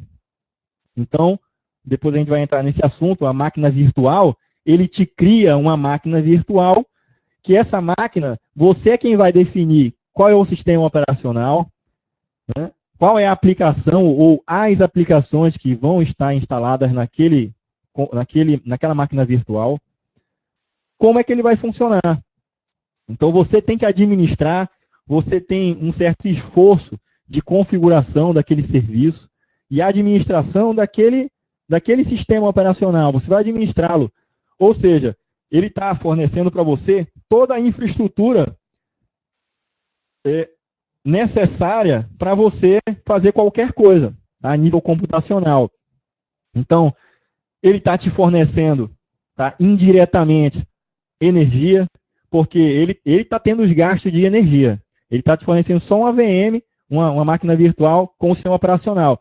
Mas ele está tendo custo com o pessoal de administração, né, do cluster dele, energia, né, e outros tipos de gasto. Mas a infraestrutura, ele está te fornecendo. Está te fornecendo, toda ela. A gente pode ter também o conceito de plataforma como serviço. Aí tem aí o PaaS, né? Então, a plataforma como um serviço, ele vai te fornecer somente o software ou o programa que você vai ter que configurar. Normalmente, plataforma como um serviço, ele é fornecido para o desenvolvedor. Tá? Enquanto o software como um serviço, ele é fornecido para o usuário final, né, aquele que vai usar aquele software e não vai se preocupar com nada mais, a gente tem a infraestrutura como serviço, que é fornecida para os técnicos, né? Então, o administrador de rede, que vai configurar a máquina, ou o arquiteto, né, daquela solução ali, então ele tem que ter habilidade em sistema operacional, né, ou ter uma equipe multidisciplinar que vai cuidar do sistema operacional, configurar, né, instalar ali a aplicação, tá, e programar a aplicação. Então, veja aí que a infraestrutura toda sendo fornecida para que isso seja possível. Já na plataforma como um serviço, ele vai te dar a plataforma já pronta. Por exemplo, eu quero um servidor web, mas eu não quero me preocupar com a administração do sistema operacional, em instalar o PHP ou instalar o Java na máquina. Não, eu quero a máquina já pronta, com Java, a máquina já pronta, independente se a máquina está com Windows, se está com Linux, ele vai te dar uma máquina com Java. Aí você vai pegar a sua aplicação e vai colocar lá e vai funcionar a sua aplicação. Ele está fornecendo a plataforma inteira, de forma que você, só o desenvolvedor, só bota a aplicação ali e aí ela vai estar rodando. Tá joia? A gente vai ver, numa forma mais simples, tá, a diferença dos três e esse nível de gradação, né, da dependência entre os usuários, né, quem administra ou quem usa. A nuvem faz parte do conceito da web 2.0, né? Uma web mais veloz, mais flexível, né, mais abstrata. A gente tem o conceito de Cloud City. Então, no livro lá de computação em nuvem, ele cita o Cloud City como sendo o fornecedor de serviço de computação na nuvem. Então, o mais conhecido que a gente tem aqui no Brasil é aquele Wallhost, mas tem outros, né, que fornecem ali diversos níveis de serviço de nuvem. Então, por exemplo, o Wallhost, ele fornece lá software como serviço. Ele pode fornecer lá um software como um serviço. Por exemplo, um servidor web, tá? Um webmail ali. Você não vai configurar o servidor web, não vai fazer nada, só vai colocar o seu nome lá e se logar, você já está acessando, tá? Ou pode te dar uma infraestrutura como um serviço, você contrata, tá, o servidor inteiro. Aí você vai, instala o sistema operacional, instala o seu serviço ali e coloca ele para funcionar na nuvem. Ou então ele pode te dar uma plataforma, ele pode te dar lá o WordPress, dizer assim, ó, qual é a plataforma que tu quer? Ah, eu quero o Joomla, né? Aí já tem um pacote pré-definido ali na hora da contratação do serviço. Então você entra lá no site, aí vai selecionar lá, opa, eu sou desenvolvedor, eu quero que essa máquina tenha o Java. Só isso. Pronto, ele vai te fornecer uma máquina que tem o Java. Aí você se vira para colocar e instalar sua aplicação lá. Desenvolve e sobe ela lá. Joga por FTP, sei lá. Né? Pode te dar um PHP, certo? Pode te dar uma solução, plataforma já pronta ali, como, por exemplo, o Joomla, né? O gerenciador de conteúdo, o WordPress, o Moodle. Já te dá ali já pré-configurado. Você só vai fazer poucas configurações. Então, ele te fornece esse serviço. Ele é um Cloud City. Ele é fornecedor desse cloud, né? Dessas infraestruturas. Existe o conceito, tá, de peer, né, pay per user, né? O que é o pay per user? Aí lembra daquele conceito do pay per view, né? Pague para ver. É o canal por assinatura, né? O pague para ver. Também existe para essas soluções de nuvem, né? Relacionados aos cloud seats que cobram para você. Alguns até fornecem de graça, como o Amazon, né? Que é um cloud seat que ele permite que você crie uma máquina virtual gratuitamente. Coloque lá um serviço para funcionar gratuitamente. Ele tem perfis ali. E se você aumentar a sua capacidade, aí você começa a pagar, tá, pelo aquele serviço. Mas o perfil inicial é free para algumas soluções lá. Então, o pay per user é pague pelo uso. Então, é o conceito da computação na nuvem, né, da contratação de serviços para a nuvem. Né? Pague por uso. A gente tem o conceito de EC2, né? Que é o Elastic Computer Cloud. Então, esse 2 aqui, do EC2, é de Computer Cloud. E o que é o Elastic Computing? Né? Ele faz o seguinte, eu tenho flexibilidade tanto para aumentar aquela minha computação na nuvem, como diminuir aquela capacidade. Por quê? Eu posso ter uma demanda, ele vai deixar aquele crescimento por demanda. Porque, por exemplo, eu tenho um determinado software que eu disponibilizo, né? Aí eu sei que vai ter um determinado evento que centenas de pessoas vão passar a utilizar aquele software. E da forma que está, por exemplo, ele não está na nuvem, é uma máquina isolada que tem aquele software, eu sei que não vai funcionar. Ou eu compraria um hardware muito sofisticado, mas é algo passageiro, é uma semana que ali vai ter uma grande quantidade de pessoas usando, mas depois vai diminuir. Né? Então, o que eu posso fazer? Eu posso colocar temporariamente isso aí nas nuvens, tá? E aí contratar o serviço de forma do Elastic Computing. Né? Eu coloco uma estrutura maior, né? de processamento, de capacidade, né? Faço um dimensionamento. Quando aquele evento terminar, não for mais verdadeiro, eu diminuo, né? Aí, não, a contratação de serviço eu estava pagando ali R$300 para fornecer aquele serviço ali. Não, agora eu vou pegar o teu pacote básico que paga R$100, porque eu não vou ter mais demanda para manter aquele serviço com o custo que estava. Então você diminui aqueles recursos, né? Então você tinha contratado 4, 5 processadores, você diminui para 1 processador, para 2, né? Tinha contratado 8 GB de memória, diminui para 2. Também você pode aumentar, né? Não, opa, minha capacidade aqui da empresa aumentou absurdamente. Aí você vai aumentando. Então, essa capacidade de aumentar e diminuir com flexibilidade, o Cloud Computing, né, ele fornece. Diferentemente, se a gente tivesse investido em um hardware especializado ali, não, eu vou comprar um computador para minha empresa aqui, vai custar R$1 milhão. Eu fiz um dimensionamento aqui e tal. Beleza, daqui a 10 anos, pode ser que aquele computador não resolva mais aqueles problemas da empresa. E você tem que investir em outra máquina, tá? Porque aquela ficou obsoleta. Então, a computação na nuvem permite eu ir dimensionando, aumentando mais. Porque existe um cluster por trás, que esse cluster ele vai ser adicionado novas máquinas. Tá? E o fornecedor daquele serviço, ele tem que se preocupar com o fornecimento com qualidade. Aí é que entra, tá? Esses 3 dimensionamentos aí. Recurso, aqui ó, eu tenho recurso, tá? Custo e qualidade. E no meio eu tenho o Elastic Computing. À medida que eu mexo em dessas dimensões, eu posso afetar a outra. Então, por exemplo, eu contratei um serviço agora tá, de um servidor na nuvem, e aí eu quero aumentar os meus recursos. Eu tinha 2 processadores, agora eu quero contratar 4 processadores. Então, o meu custo vai aumentar, né? E a qualidade também vai aumentar, né?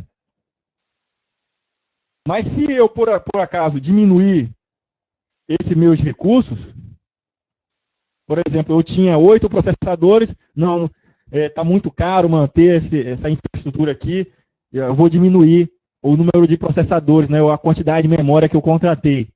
Então, quando eu diminuir os recursos, o meu custo vai cair também, né? O custo começa a cair, beleza, né? E a qualidade também vai, né? Porque ela é proporcional. Tá? Então, se eu quero mais qualidade, vai ter mais custo. Certo? E eu vou ter que usar, obrigatoriamente, mais recursos para aumentar aquela minha capacidade. Seja capacidade de disco, né, de armazenamento, capacidade de memória, capacidade de processamento. Certo? E o Elastic Computing, nesse quesito, ele é muito importante. Tá? Porque dá essa flexibilidade. Certo?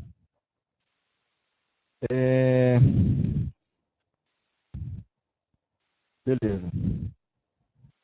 E aí, ó, a gente tem a computação na nuvem, trouxe aqui esses exemplos, a computação tradicional da TI, eu tenho toda a minha infraestrutura sendo administrado pela gente, né? Você administra toda a infraestrutura. Você, na sua empresa que tem o gasto de energia, certo? Você tem pessoal para administrar a rede, o storage, o servidor hardware, né, físico, a virtualização, um servidor de virtualização. Eu posso ter na minha empresa um servidor que ele virtualiza diversas outras máquinas virtuais, certo? Mas a minha infraestrutura ela não está na nuvem.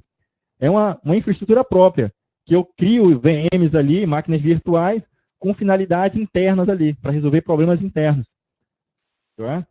Então, é uma computação tradicional. Aí eu tenho aqui, ó, servidores virtuais, né, que foram criadas em cima dessas máquinas, desse servidor de virtualização. Tem um banco de dados, runtime, aí entra o Java, por exemplo, né, o Java Runtime, né? E aí eu tenho minhas aplicações, todas essas mantidas por você. Aí eu vou ter o conceito de infraestrutura como serviço. Então, essa infraestrutura como serviço, o que é que eu vou ter como preocupação? Eu, administrador da minha rede, né, que eu contratei esse serviço, eu vou ter servidores virtuais que eu contratei lá do meu Cloud City. Então, o meu servidor virtual, os servidores virtuais que eu contratei, vai ter ali o Windows, né, solução Microsoft, ou então vai ter o Linux, né, servidores com sistemas operacionais que vai resolver o meu problema. Então, eu posso ter um servidor web, que ele está lá no Apache, mas eu posso ter um servidor de correio eletrônico que está com o Exchange da Microsoft em outro servidor. Né? Então, eu administro isso aqui. Banco de dados também e aplicação. Então, eu tenho uma máquina virtual que o Cloud City me forneceu e eu tenho toda a gestão dela. Mesmo que sejam várias pessoas administrando, eu gero toda aquela máquina virtual. Tá? E quem me vendeu, o fornecedor dessa solução, me vendeu toda a infraestrutura. Tá?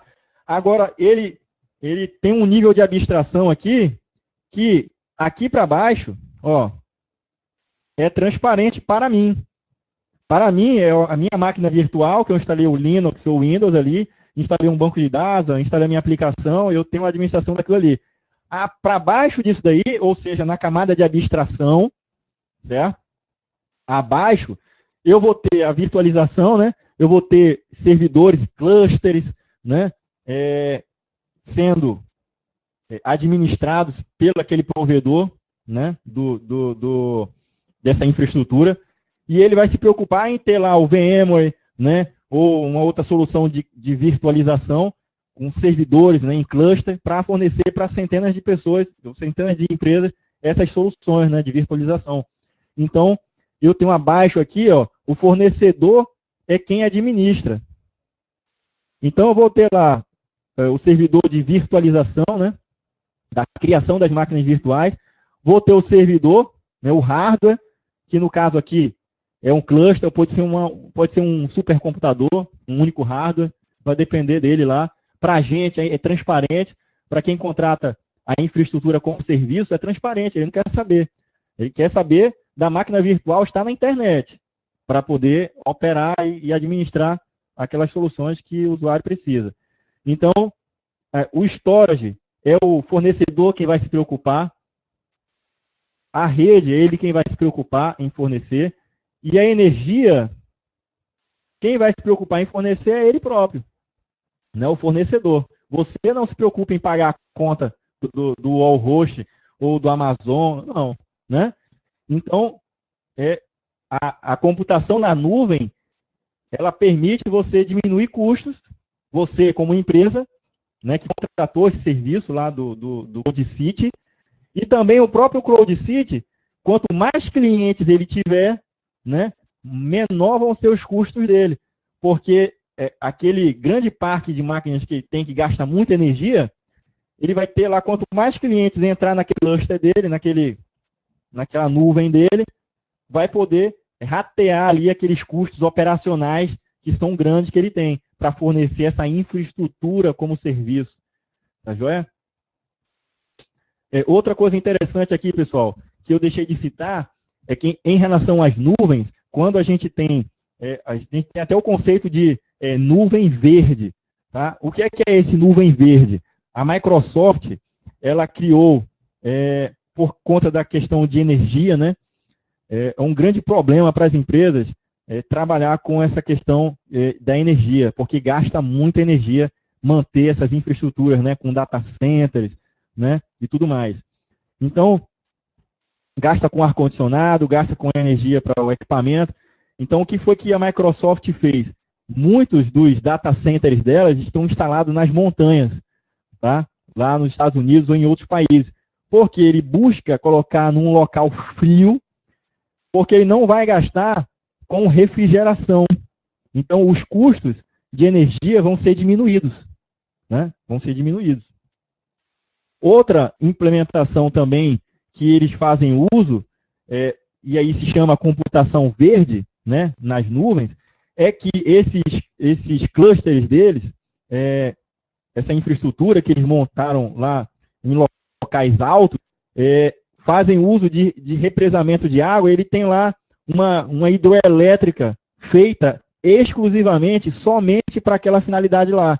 Então, por exemplo, o Canadá é um país que tem muitas hidroelétricas, né, muitas quedas d'água. Então, uma infraestrutura dessa sendo montada num local desse, eu vou ter como ter uma energia limpa, né? Primeiro que se eu montar, eu falando no nível de Microsoft, né, ou de uma empresa de grande porte, com capacidade de montar uma usina hidroelétrica. Então, o cara vai lá, monta, tá? E existem cases de sucesso nesse sentido, de ter parques de máquinas, né, instaladas em montanhas, porque não vai ter custo com energia, ou também utilizar quedas d'água para montar uma represa mesmo, de fazer uma hidroelétrica ali que vai fornecer somente para aquela infraestrutura ali. Então, ele usa energia limpa, faz o uso economiza com energia, porque o custo todo daquela energia ali vai ser de uma fonte limpa, uma fonte que não vai ter custo nenhum para ele. Tá? Ele vai ter menos gasto de energia, porque a refrigeração já é natural, beleza? Então, essa é a computação verde, aliás, é a nuvem verde, né, conhecida como nuvem verde. Então, é pouco provável que seja explorado. Eu só quis dar esse exemplo para vocês, porque esse exemplo ele é citado no livro, tá? Que a banca da SpaceX ele fala. E aí, uma questão importante que a gente lembra em relação à questão da energia, né, que é um fator que é muito importante, né, e que é um dos fatores que justifica, certo, você ter, tá, a nuvem como sendo um fator que vai te trazer ganho, que vai trazer menos custo para a sua empresa implementar as nuvens, né, essa questão da energia, economia de energia. Tá bom? E aí vamos agora para a plataforma como serviço. Então, na plataforma como serviço, você transfere a responsabilidade sobre aquela infraestrutura, tá, para o fornecedor e você só fica somente com a sua aplicação para você customizar. Tá? Normalmente, quem está aqui é o desenvolvedor, certo? Porque a empresa sua contratou, tá, a plataforma como serviço, então vai estar a plataforma já bonitinha ali com o Java ou só com o PHP, para você só fazer o upload ali da sua aplicação e ela funcionar uma maravilha. Tá? Então ali só vai estar funcionando a sua aplicação. Mas você, a sua empresa, ela tem o poder de administrar apenas a aplicação. Você não entra em administrar sistema operacional, né, customizar os processos do sistema operacional ou instalar aquele ou aquele outro aplicativo, né? Vai te fornecer um pacote ali limitado, tá? Ele vai te dar a plataforma, uma plataforma limitada. E aí você tem o software como serviço, que aí tudo é fornecido pelo fornecedor, tá, daquela solução. Então, um exemplo aí é o Dropbox. Então, para o Dropbox, ele te fornece o serviço, está na nuvem, mas você não configura nada. Você só faz jogar o arquivo lá e tirar de lá, certo? Esse é um serviço que está na nuvem, que é um software como serviço. Beleza? Ficou claro aí a diferença entre, né, infraestrutura como serviço, né, plataforma como serviço e o software como serviço?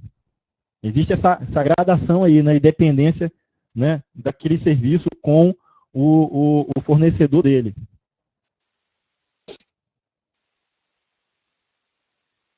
Aí, ó, a gente tem esse exemplo aqui, ó. Então, a gente tem aqui, ó, embaixo, nessa pirâmide de cabeça para baixo. Então, eu tenho aqui a infraestrutura como serviço. Quem está se preocupando em aqui administrar todos os serviços que estão naquela máquina virtual são os arquitetos do sistema, né? O administrador daquele sistema, né?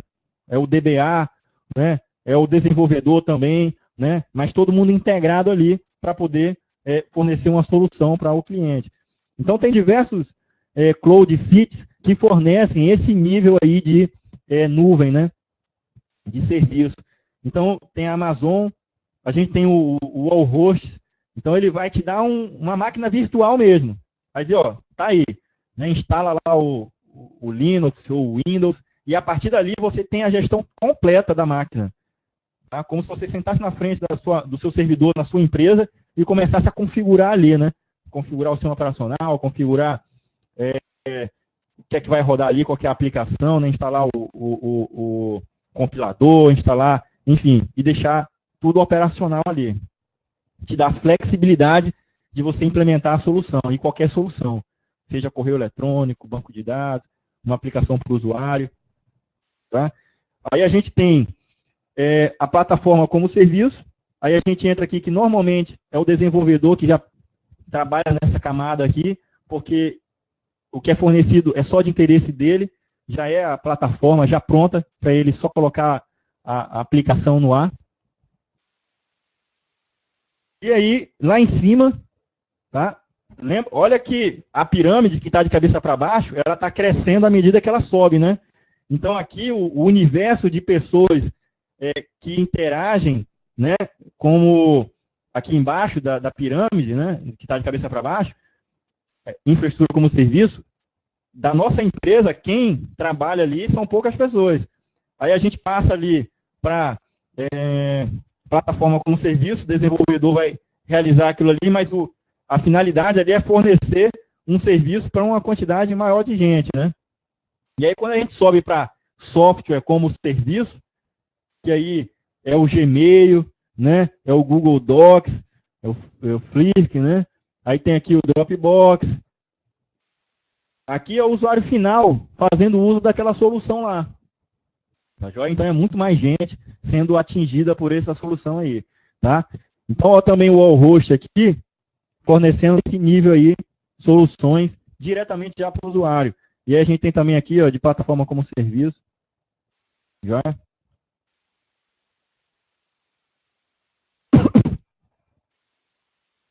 Diferenças entre o HPC, a grade e a nuvem. Então, a gente já viu esses conceitos todos ao longo da aula e a gente pode fazer agora a diferenciação entre cada uma delas.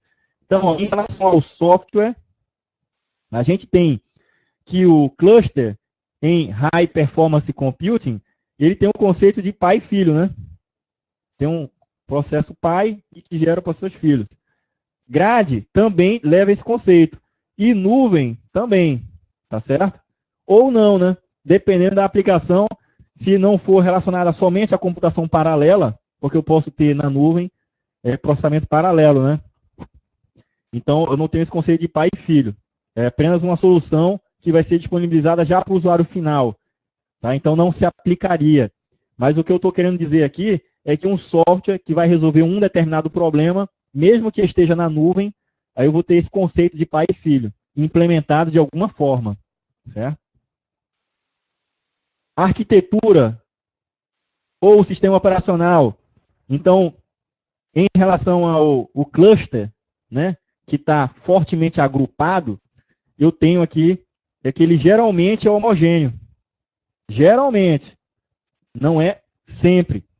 Tá? Porque como é configurado a nível de programa, tá, o desenvolvedor pode fazer da forma que ele quiser. Né?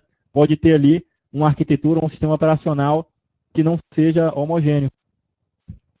Então, o grade normalmente é heterogêneo, geralmente. Na nuvem também, geralmente é homogêneo. Tá? E principalmente, né? Mas aí não dá para afirmar 100%, depende da aplicação que for feita. Sincronismo. Então, com relação ao cluster, o sincronismo ele é síncrono, na grade ele é assíncrono e na nuvem ele é assíncrono. Tá? Problemas resolvidos. Então, num cluster, em High Performance Computing, eu vou ter um problema sendo resolvido. Tá?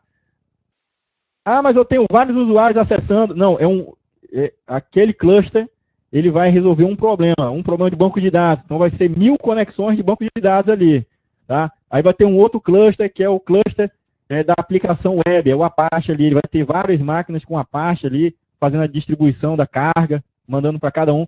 Aquele cluster ali vai resolver, ou aquele software ali, resolve um único problema, né? As conexões do Apache. Né? E o conjunto da obra toda, aí é a aplicação toda, banco de dados, né? E as conexões com a aplicação e as conexões com o banco. Mas é a resolução de um único problema.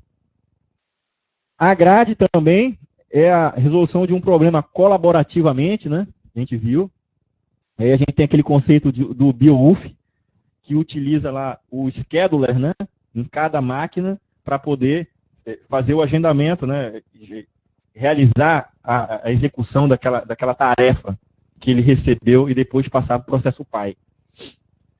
Na nuvem, eu tenho aqui em relação a problemas, são vários problemas, né, sendo resolvidos.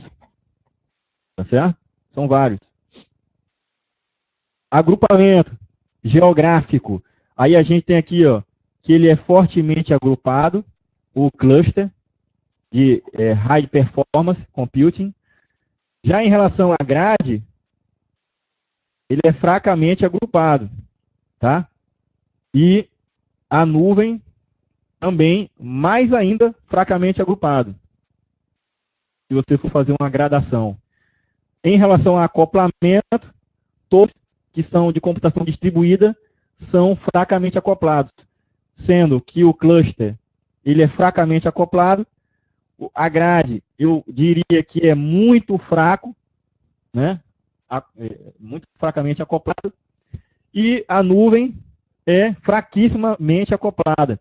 Então, sempre tenham em mente que pode haver essa gradação. O nome que aparecer vai depender. Tá? O que você tem que ver é que tem que existir essa gradação, né? Porque o cluster ele está fracamente acoplado, mas ele é um pouco mais forte do que a grade. Tá? E a grade também em relação à nuvem. Tá? Eles são fracamente acoplados, mas tem esse nível de hierarquia. E vocês têm que ter muito cuidado que uma questão de prova, ela pode colocar lá, né, que a grade é mais fracamente acoplada do que o cluster. Né? Se ele disser que a grade é mais fracamente acoplada do que o cluster, está errado. Tá certo? Aliás, está certo, né? É mais fracamente acoplado do que o cluster. Se isso é o inverso, dizendo que o cluster é mais fracamente acoplado do que a grade, aí estaria, né, errado. E ele pode usar termos simples ali, né? Fazendo essa gradação, né? Fraco, fraquíssimo, muito fraquíssimo. Aí você tem que interpretar que ele está querendo fazer essa jogada justamente dessa hierarquia que tem entre eles, né? Pessoal, vamos fazer um intervalo agora, tá? De 10 minutinhos, e a gente volta. Já tem alguns slides aí, uns 5 slides, aí finaliza. Aí a gente entra na parte de virtualização, que é a forma como é implementada a nuvem, tá? Na forma lá do fornecedor implementar essas soluções de forma mais flexível. Aí a nuvem, ela pode ser fornecida e ser implementada com a virtualização, né? E aí a gente entra e fala sobre esses conceitos de virtualização. Tá joia? Vamos fazer agora. São 9h40. Aí daqui a 10 minutinhos a gente volta. Beleza?